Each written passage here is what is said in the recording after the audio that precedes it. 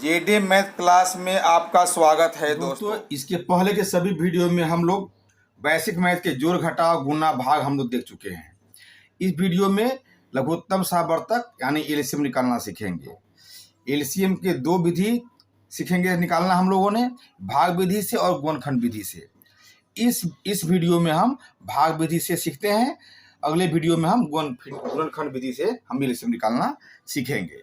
चलिए ये देखते हैं कि एलसीएम लघुत्तम सावर्तक निकाले, यानी 18 9 6 का एलसीएम निकालना है, यानी 18 9 6 का लघुत्तम सावर्तक हमको निकालना है। कैसे निकालेंगे? तो 18 9 6 को हम लिख लेंगे और उसके कोष्टक में इसको हम घेर लेंगे, यह एलसीएम का चिन्ह होता है। और अभी क्या करेंगे, 18 9 6 में सबसे छोटे अंक से भाग देना शुरू करेंगे। ऐसा अंक चुनेंगे जिससे कि सब में भाग लग जाए। देखिए, एक को नहीं चुनेंगे क्योंकि एक में सबसे भाग कंटिन्यू लगता है, इसीलिए 2 से चुनते हैं। 2 से लेते हैं, 2 9 18 और 9 में भाग 2 से नहीं लगेगा, लेकिन 6 में भाग 2 से लग जाएगा। ध्यान देने वाली बात यह है, 2 से सभी अंक में भाग लगे या कम से कम 2 अंक में भाग लगे। यहाँ देखिए, 2 से 2 9 18 9 9 इकाई 9 और 2 तिहाई 6।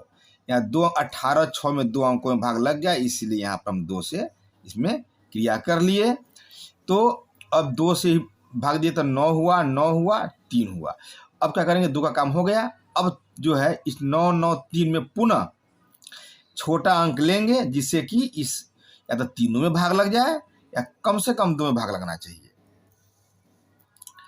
तो 2 लेते हैं, तो 2 में 9 से भाग नहीं लगेगा, 2 से इस 9 में भाग नहीं लगेगा, 2 से 3 में भाग नहीं लगेगा, तो हम 2 नहीं लेंगे। उसके अगला अंक 3 लेते हैं, 3 ले लिए। देखिए, 3 से इस 9 में भाग लगेगा, इस 9 में भाग लगेगा, कम से कम 2 अंक में भाग लगे या सभी अंक में भाग लगे तो हम लगाते हैं। तो 2 अंक में भाग लग गया तो हम 3 से लगाएंगे। 3 तिहाई 9, फिर इस 3 से 3 तिहाई 9 और 3 इकाई 3, यानी 3 से लग गया। अब इस 3 का क्रिया हमको हो गया।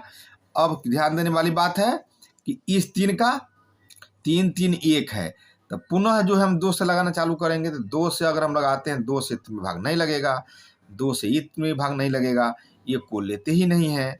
तो चलिए, तो 2 से इसमें नहीं लगेगा, तो 3 से लगाते हैं। देखिए, 3 से 3 इकाई 3 और 3 इकाई 3, 3 से इस 2 अंक कम से कम 2 अंकों में भाग लग जाता है, तो 3 से लगाएंगे। 3 से तो 3 इकाई 3 और 3 इकाई 3 और 1 का 1 लिख दिए।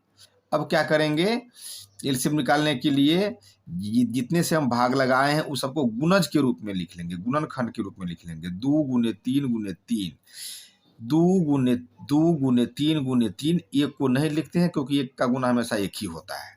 चलिए, और इस सबको क्या करेंगे, गुना कर देंगे। 2 तिहाई 6 3 18, 18 इसका एलसीएम हो गया। ध्यान देने वाली बात यह है कि जो एलसीएम होगा उससे पूरा अंक कट जाएगा। देखिए, 3 6 18, 9 दूना 18, 18 इकाई 18। अगर नहीं कटा तो हम समझेंगे क्या कि मेरा एलसीएम सही नहीं है। अब देखते हैं थोड़ा बड़ा क्वेश्चन लेके 4 अंक का। 12 18 16 24 का एलसीएम यानी लघुत्तम सावर्तक हमको निकालना है। कैसे निकालेंगे? 12 18 16 24 को उसी प्रकार से लिख लेंगे कोष्टक में और पुनः छोटे अंकों से इस सबों में भाग देना चालू करेंगे। कम से कम 2 अंकों में भाग लगना चाहिए, तभी हम लगाएंगे। देखिए, 2 से देखते हैं, 2 2 6 12 और 2 9 18, यानी 2 से भाग लग जाता है। तो बस 2 से लगाते हैं कि 2 6 18, 2 9 18, 2 8 16 और 12 दूना 24, यानी इस 2 से सभी में भाग लग गया तो हम लगा दिए। अब बच गया 6 9 8 12। अब इसमें हम पुनः 2 से लगाएंगे। तो देखते हैं, 2 से कम 2 अंकों में लगना चाहिए। 2 तिहाई 6, 9 में तो नहीं लगा, तो 2 चौका 8, 6 और 8 में लग गया। 2 अंक में कम से कम भाग लग गया तो पुनः 2 से लगाएंगे। 2 तिहाई 6, 9 में नहीं लगा तो 9 का जो का त्यों लिख लिए, यानी 4 दूना 8, 12 में भाग लगाए 2 से, तो 2 6 12, यानी 6, यानी इस 2 का क्रिया भी हो गया। आया 3 9 4 6।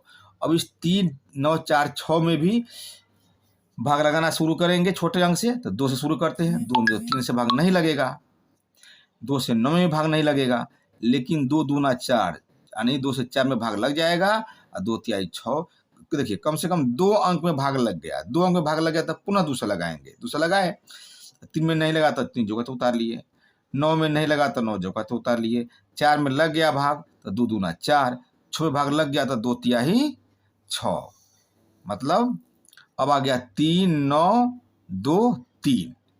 अब ये आ गया 2 का भी क्रिया हो गया। अब यहाँ देखेंगे पुनः यहाँ 2 से लगाएंगे, लगाते हैं 2 से, सबसे छोटी संख्या से, तो 2 में 3 से भाग नहीं लगेगा, 9 में भी भाग नहीं लगेगा, 2 में भाग लग जाएगा, 2 इकाई 2, एक ही अंक में लगेगा, 2 तिहाई, 3 में भी भाग नहीं लगेगा, मतलब 2 से सिर्फ एक ही में भाग लगेगा, 2 में, बाकी किसी में भाग नहीं लगेगा।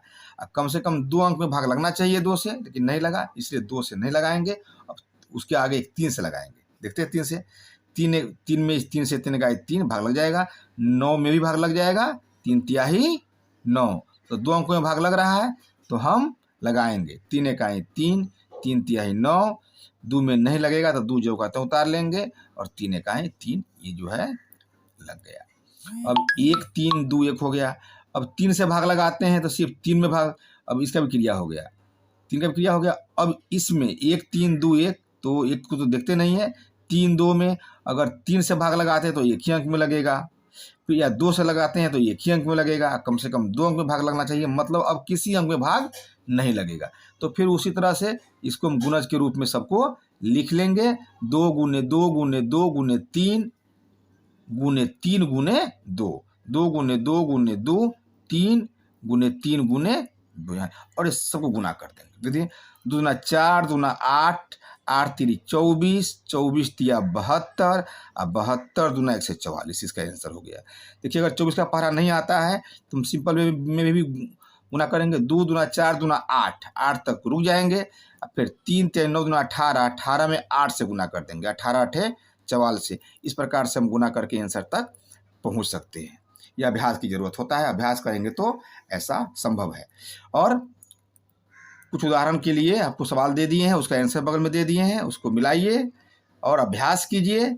इसके अगले चैप्टर में हम एलसीएम की दूसरी विधि, गुणनखंड विधि देखेंगे। और वीडियो अच्छा लगे तो फिर लाइक कीजिए, सब्सक्राइब कीजिए, शेयर कीजिए। धन्यवाद।